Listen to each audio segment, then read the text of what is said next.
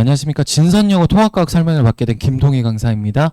먼저 저는 작년 한 해 동안 분석의 빛이다라고 하는 주제를 바탕으로 강남 상구에 있는 대부분의 학교들과 자사고 계열의 학교들에 대한 시험지들을 분석할 수 있었던 매우 감사한 시간이었습니다.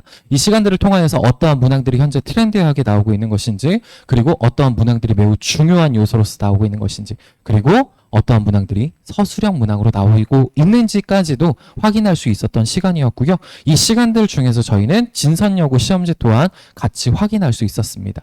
따라서 이 부분을 통해서 저는 이렇게 먼저 말씀드리고 시작하고자 합니다. 수능 킬러에 대한 정복이다 라고 하는 주제를 바탕으로 내신을 수능처럼 준비하고자 합니다. 특별히 수능 킬러라고 하면은 우리 학부모님들께서는 이렇게 생각하실 수 있습니다. 왜 갑자기 고3에서 보는 수능 이야기지? 라고 하실 수도 있겠지만, 제가 말씀드리는 수능에 대한 부분은 고2, 고3 문항에 대한 자료 해석과 관련된 것입니다. 우리 학교 시험 문제 같은 경우에는 특별히 고2, 고3에 나오는 자료 해석 문항들이 현재 자주 출제가 되고 있는 것이고요. 이 문항들을 저희가 잘 해석하고자 합니다. 그래서 수능 킬러를 정복하는 길은 결국 자료에 대한 저는 해석이라고 생각을 했고, 그 부분을 접목시켜서 내신을 수능처럼 저희는 준비하고자 한다라고 말씀드리고자 합니다. 그래서 2023도 1학기에 찍었던 저희 영상들 다시 한번 확인해 주시면 좋을 것 같고요. 저희는 총 3가지의 주제를 바탕으로 제가 말씀 올리고자 합니다. 첫 번째는 저는 그러면 우리 학교 시험 문제에 대하여서 어떻게 관리를 할 것인가. 두 번째, 그러면 우리 학교 시험 문제는 어떠한 문항들이 자주 나오고 있는가. 세 번째, 그러면 어떻게 그 문항들에 대하여서 우리 교재를 이용해서 풀이를 할 것인가에 대한 이야기 올리도록 하겠습니다. 먼저 첫 번째, 관리에 대한 파트입니다. 저는 1주차부터 6주차까지 이제 수업을 진행을 할 것인데, 특별히 1, 2주차에는 고난이도에 대한 학습을 진행하도록 할 것이고요. 그 이후에 순차적으로 3, 4, 5주차에 남은 진도들을 다음과 같이 나갈 수 있도록 하겠습니다. 특별히 고난이도가 먼저 들어가는 이유는 이 부분에 대하여서 지속적인 누적 학습이 저는 매우 필요하다고 생각하는 것이고, 클리닉이 이 부분에 있어서 같이 집중이 되어야 우리 아이들이 이 부분을 알고 넘어갈 수 있다고 생각을 하는 것입니다. 그래서 누적 테스트 또한 1주차에 배운 것을 그대로 끝나는 것이 아니라 여러 번에 걸쳐서 다시 한번 문항으로서 재출제하게 될 것이고요. 그 부분들을 확인하는 연습 자격하겠다라고 기억해 주시면 될 것 같습니다. 실전 모의고사 같은 경우에는 우리 학교 시험지하고 가장 유사하게 다음과 같이 문항 출제하여서 준비하겠다. 그리고 직보 자료를 저희가 이제 테이크오버라고 하는 본 교재 뒤쪽에서 다시 한번 보도록 하겠습니다.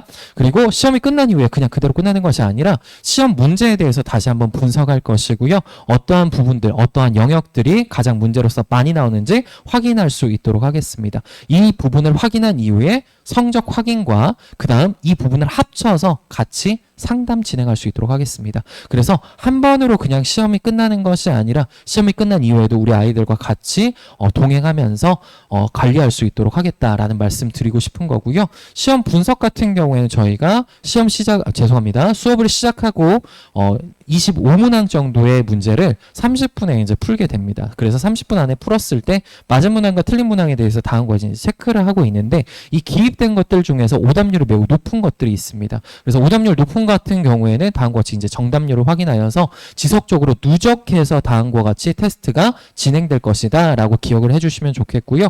한 번으로 이제 끝나는 것이 아니라 여러 번에 걸쳐서 그 부분들을 확인하다 보면 정답률 자체가 높아지는 것을 우리가 확인할 수 있습니다. 그랬을 때 그 문항에 대한 누적은 더 이상 하지 않고요. 그 다음부터는 다른 문항들을 또 확인하겠다라고 말씀드리고 싶은 것입니다. 실제적으로 이제 저희 누적 테스트가 다음과 같이 되는 것들을 보여드리고 싶은 건데, 파란색으로 칠해진 부분 같은 경우에는 전 주차에 나왔던 문항이 다시 한번 출제가 된 것이고, 이 문항에 대한 오답률을 다시 한번 확인하였고 하는 작업을 계속해서 이어나가고 있다라고 기억해 주시면 될 것 같고, 여기 옆에 보시는 이제 오른쪽 그림 같은 경우가 매우 중요한 그림이라고 생각해 주시면 좋겠는데, 이 부분 같은 경우에 예전에는 정답률만 확인했다면 지금 현재는 1, 2, 3, 4, 5번에 대한 보기까지도 선택률을 확인하고 있습니다. 이 부분의 선택을 통하여서 우리 학생들이 어떠한 개념의 5개념이 있는 것인지, 그리고 어떠한 부분이 어려워하는지, 고난이도 부분이 어디인지까지도 확인하는 작업을 진행하고 있다는 것입니다. 다시 한번 말씀드리자면 이 작업을 하는 이유는 저희가 생각하는 난이도와 실제 학생들이 틀렸던 난이도가 사실 다를 수가 있습니다. 그 부분에 대한 간극을 저는 조금 더 줄이고자 하는 것이고요. 그 부분이 줄어들었을 때 우리 아이들의 클리닉이 더욱더 본질적으로 일어날 수 있지 않을까라고 생각하는 것입니다. 그래서 이 자료를 바탕으로 다음과 같이 시험 분석, 피드백, 질의응답 진행 진행하고 있다라는 지점 기억해 주시면 좋을 것 같고, 저희 클리닉 같은 경우에 대면 클리닉은 제가 수업 후에 이제 약 30에서 40분 정도 저와 같이 진행한다라고 기억해 주시면 좋을 것 같고요. 저희 대면 클리닉은 토일마다 박헌진 통합과학 연구소에서 예약을 통해서 확인하고 있습니다. 그래서 이 부분 참여를 위해서 우리 학부모님들이 꼭 기억해 주시면 좋을 것 같고, 카카오톡 같은 경우에 24시간 질문이 가능합니다. 저 같은 경우에 지속적으로 확인하고 있는 것이고요. 자료는 단톡에 지속적으로 올려서 우리 학생들과 호흡하고 있다는 거 기억해 주시면 좋겠습니다. 이 부분으로 끝나면은 사실 안 될 거라고 저는 더 생각을 하여서 조금 더 추가하여 전화 상담도 같이 진행하고 있습니다.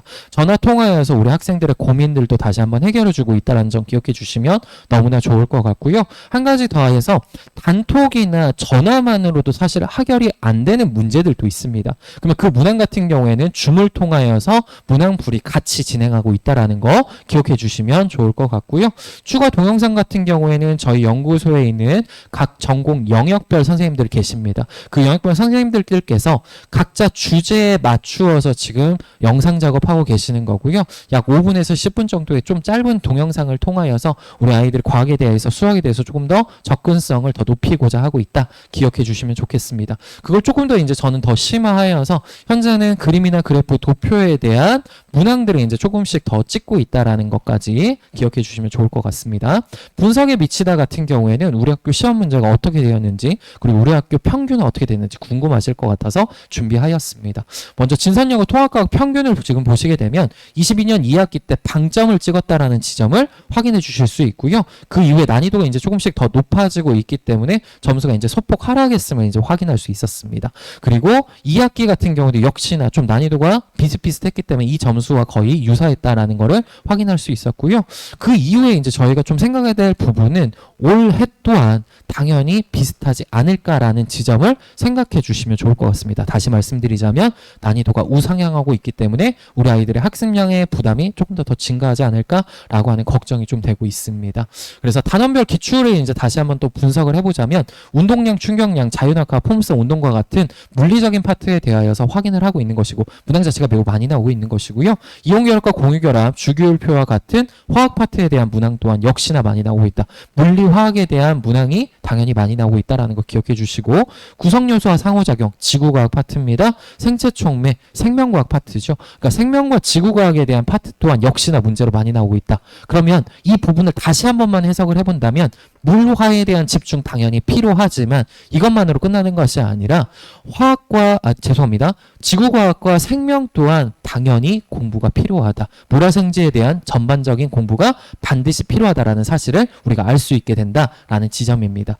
또한 우리 학교에 대하여서 다음과 같이 이제 소단원별로 나누어서 확인을 다시 한번 해보았습니다. 그랬을 때 연도별로 다음과 같이 한 문항씩 계속해서 나오고 있는 거를 첫 번째 단원에서 확인하실 수 있습니다. 이 부분이 이제 지구과학 파트가 되는 것인데, 문항 자체가 이렇게 나오고 있다라는 거는 다시 해석을 해보게 되면 어려운 문항이 나오기보다는 그 주제에 맞는 가장 대표 문항이 나왔다라는 사실을 알 수가 있는 것이고요.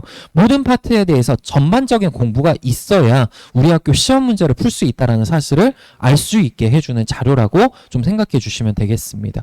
특별히 이제 2단원 같은 경우에는 물리와 지구과학과 생명 파트로 이루어져 있는데, 아까 전에 앞서서 보셨던 난이도가 높고 문항 자체가 많이 나오는 부분이 이쪽에 다 몰려 있음을 확인해 주실 수 있습니다.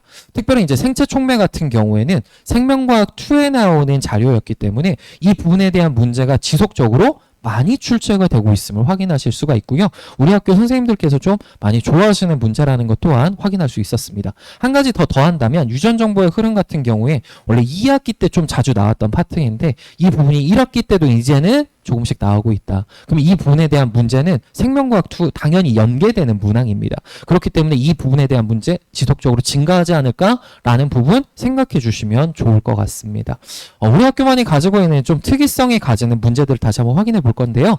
먼저 첫 번째로 보시게 되는 자료는 기온에 따른 높이입니다. 가장 전형적인 자료라고 생각을 하시면 되는데, 이 자료만으로 그냥 문항이 나오는 것이 아니라 한 가지 더 더했죠. 오존과 관련된 거를 다음과 같이 더해서 두 가지 자료를 바탕으로 문항을 해석할 수 있도록 하였습니다. 그렇기 때문에 난이도가 당연히 높아질 수밖에 없었다. 우리 학교 선생님들은 기본적인 개념들을 합쳐서 문제 내시는 걸 좋아하는구나 라는 걸 알 수가 있었고요. 두 번째로 총 생산량과 호흡량 같은 경우에는 생명과학 1의 5단원 파트에 해당이 됩니다. 생태계 파트에 대한 문항이었는데 이 부분 같은 경우에는 대부분의 문항이 모식도 형태로 나옵니다. 근데 이 모식도 형태를 다음과 같이 도표 형태로 바꾸었고요.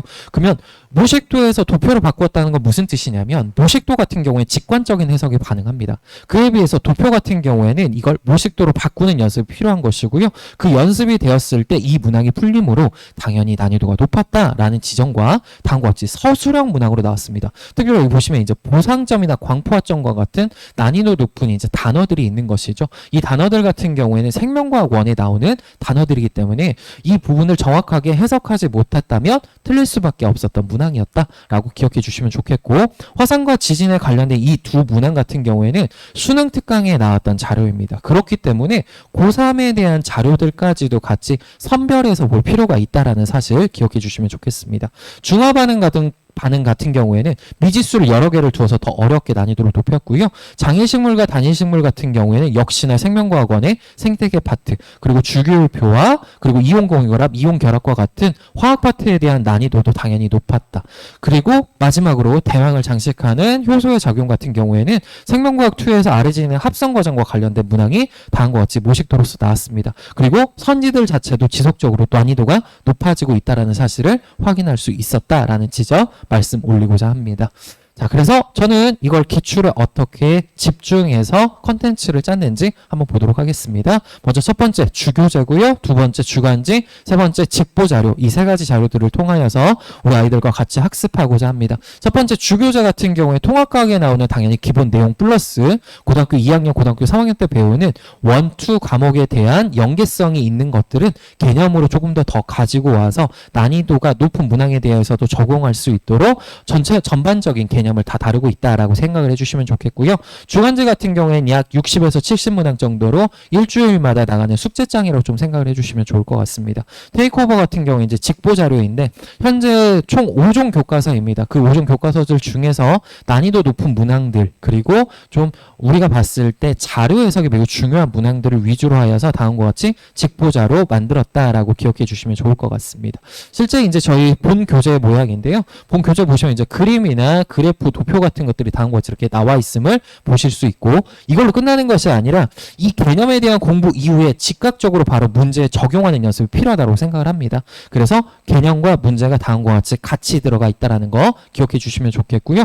세 번째로 이제 이 부분은 너무나 중요하죠. 애널라이시스라고 하여서 이 부분 같은 경우에는 어떻게 자료를 해석할 것인지 처음 보는 자료에 대해서 당연히 어려워합니다. 그래서 그 자료를 어떠한 방식을 통하여서 해석하는지를 다음과 같이 적어 놓아서 우리 아이들의 학습량에 있어서 좀 줄일 수 있는 방향이지 않을까라고 생각을 하고 있습니다. 그리고 1주차부터 다음 6주차까지 그리고 직보까지 어떠한 얼마나 많은 문제들을 저희가 풀게 될지에 대해서 다음과 같이 정리를 해봤는데 약 1890문항 정도의 문항을 풀지 않을까라고 지금 현재 계획상에 놓고 있습니다. 시험 적중률 파트를 보시게 되면 직보 자료에 대한 적중률이 매우 높게 나타남을 확인하실 수 있는데요. 이 부분을 다시 한번 해석을 해본다면 제가 직보 자료는 분명히 5종 교과서, 출판사 자료들을 바탕으로 하여서 만들었다라고 말씀드렸습니다. 거기에 나오는 고난이도 자료라고 하는 것은 결국 고2, 고3에 나오게 있는 현재 어려운 문항들에 대한 당연히 자료라고 생각을 해주시면 좋겠습니다. 그래서 우리 학교 시험 문제는 수능형으로 문제가 나오고 있는 거구나 라고 기억을 해주시면 좋을 것 같고요. 그래서 우리 학교 시험 문제가 이제 다 끝나고 시험이 끝났을 때 저희가 다시 한번 확인할 건데, 주간지하고 본교재하고 테스트지를 이제 확인을 하는 것이고, 거기다 플러스 알파로 실제 어떠한 출판사 문제들이 나왔거나 아니면 어떠한 모의고사 문항이 나오는지까지도 지금은 확인하는 작업을 하고 있다라고 기억을 해주시면 좋을 것 같습니다. 그리고 기출류에 이제 유사성을 다시 한번 보여드리는 것인데, 우리 학교 이제 시험 문제 중에 1학기 중간고사에 나왔던 시험 문제 중에 다음과 같이 이제 자유낙하 운동과 포물선 운동을 같이 확인하는 문제가 나왔습니다. 이 문항이 우리 본 교재나 직보 자료에서 역시나 나왔기 때문에 미리 준비하고 대비하고 문제를 풀었다라고 한다면 난이도 자체는 높았지만 체감 난이도 자체는 조금 낮지 않았을까 않을까라고 생각을 하는 것이고요. 역시나 뒤에 보시는 자료 같은 경우에도 시간에 따른 운동량의 그래프입니다. 이 그래프에 대한 해석 자체가 좀 많이 난이도가 높았을 것인데 우리도 동일하게 우리 본 교재에도 동일하게 운동량과 시간과 관련된 그래프가 당연히 나와서 조금 난이도가 어려웠어도 쉽게 접근할 수 있었을 것이다 라고 예측할 수 있을 것 같습니다. 그리고 다음과 같이 이제 학생 정답률은 다음과 같이 확인하고 있다라는 지점이고요. 우리 학교 이제 시험 문제가 이렇게 나왔을 때 주간지나 본 교재나 그리고 테이크 오버를 통해서 이렇게 확인할 것이다 라는 지점을 보여드리고 우리 학교 학생들이 어떠한 부분에 대해서 이렇게 선택하게 될 것이다 라는 걸 이제 보여주는 예시다라고 생각해 주시면 좋을 것 같습니다.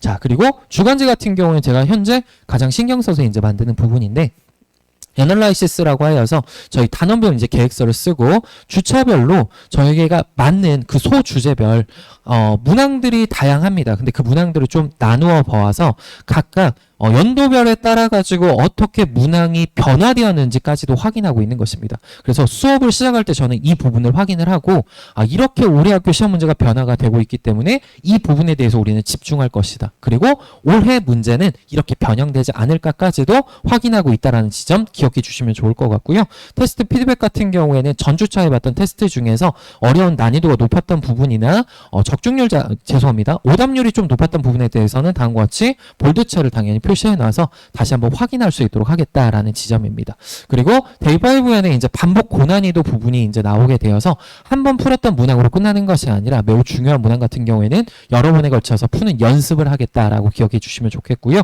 명예전당 같은 경우에는 1등이나 2등 같은 경우에 이제 높은 점수를 받은 친구들에 대해서 다음과 같이 기입해주고 있고 저는 그 밑에 보시는 이제 성적 대상승 전주차에 비해서 더 많은 공부를 했던 학생들에 대해서 지속적인 칭찬하고 있다라는 지점 기억해 주시면 좋을 것 같습니다. 수업 이후에는 동영상과 그 다음 주간지 테스트에 대한 영상들도 계속해서 업로드하고 있는 중이고요.